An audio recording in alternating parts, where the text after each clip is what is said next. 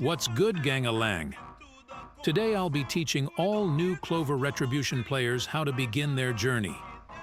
Things you should know before we begin. I am new to making videos, so any likes, comments, or subscribers help me a ton. Also, this video was made before the release of the Demon and Jungle update, and future videos will be released covering them. I will be implementing timestamps so you can quickly hop around the video if you're in search of something specific. I will also be linking the Trello in the description, so if you need anything that isn't mentioned in the video, leave a comment, which I will be answering, or look in there. Finally, I do use other people's footage in this video, and all credit will be given in both the video and description. Let's begin. Chapter 1. Knows. Before you do absolutely anything, here are a few things you need to know. There are codes in the game, and before you go around asking how to enter them, here is how you do it. You need to enter in an exclamation mark, then the code you want to enter, like this. I have put all active codes in the description. A control they don't tell you that would have helped me so much is the semicolon, as it opens the map, essential to finding where you need to be. Another very important system is the party drop system, which will be shown on screen because I really don't feel like typing it out. Take this with a grain of salt, but being in a party with multiple people with FFA off gives increased drop chances. Shout out to the Trello editors. The current best rollable races from best to worst are Starborn, Siphonite, Mahari, and High Elf.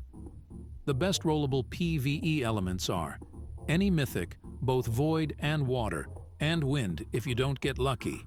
Don't be a cringe dice user. Finally, the best traits you should be rolling for are Mystical Eyes, Monstrous Reserves, Loved by Mana, and Boss Slayer. Keep in mind, I made these selections if you intend on going Mage, the objectively best class after the spear nerf. To get spins to gamble for these rare things, either do daily quests, which I'll explain later, or AFK in the library accessible from the main menu. Keep in mind, I made these selections if you intend on going Mage, the objectively best class after the spear nerf. Also, I am getting a bit ahead of myself, but remember that you need at least 10% of a boss's damage to receive credit. Chapter 2. Leveling. You have 4 stats you can invest into with points gained from leveling up, all acting as a different class. The first stat is Constitution, granting you both greater health and mana reserves. The second is Strength, giving more damage to hammers and punching, and more block duration.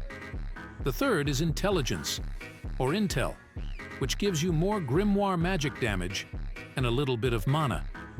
The last one is Dexterity, which increases spear and sword damage, as well as dodge frames. When I first began, I made the mistake of investing into Dexterity because an outdated guide told me spear was good. Since then, it has been nerfed into the ground, and Mage is the best. Because of this, I would recommend investing into magic for maximum damage. It is a wizard game after all. Now, let's move on to progression. You begin the game by loading into a tutorial world with very basic quests. To find the location of where a quest is telling you to go, look for this icon on the screen. After finishing the tutorial and being put in the main world, you need your broom.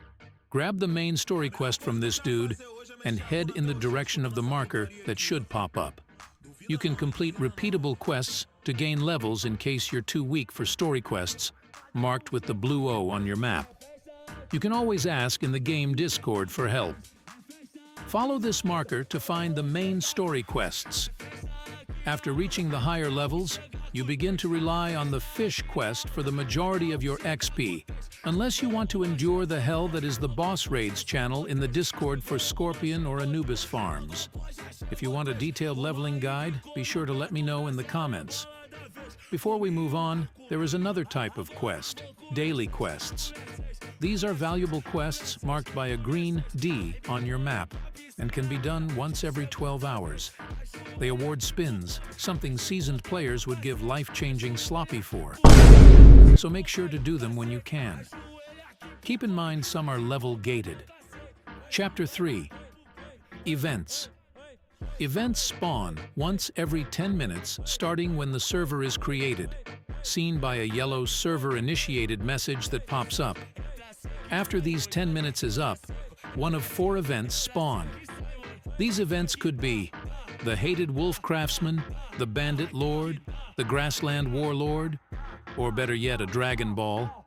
The Wolf Craftsman has a total of 2 good things, which I'll talk about later, so pray you don't get him. The Grassland Warlord and Bandit are good for dropping runes, used to spawn in the only raid in the game, Golem, who I'll explain in a second. Dragon Balls are some of the rarest usefulness things in the game, and I would recommend Universal Panther's guide on them, linked in the description. Only focus on Dragon Balls once you've reached a high enough level. Now I'll explain Golem. Ether Golem, aka Golem, is a stone golem spawned using 4 runes dropped in chests after defeating either Warlord or Bandit.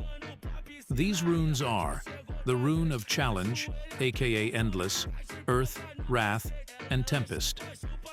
After being placed in their respective locations, they fill the portal found behind the Fish and Golem daily quests. The Golem is good for 3 things: the title, the pauldrons, and the daily quest. Keep in mind these pauldrons are bound to be power-crept soon enough, so don't feel bad if you don't get them after the 1,000,000th run of just getting 300 gold. There is a single dungeon you can do right now, found at the entrance to the Colosseum-looking thing in the Clover capital.